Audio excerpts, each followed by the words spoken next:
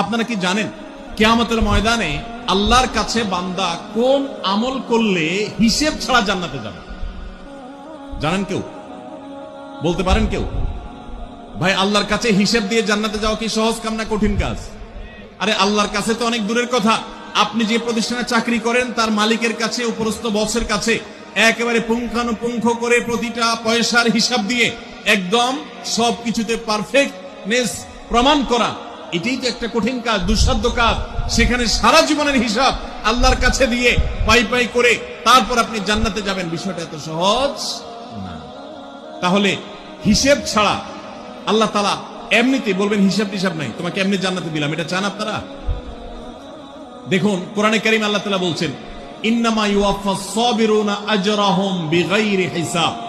আল্লাহ বিনিময় দেওয়ার ক্ষেত্রে, সওয়াব দেওয়ার ক্ষেত্রে দুনিয়াতে যারা সবরকারী হবে, যারা ধৈর্যশীল হবে,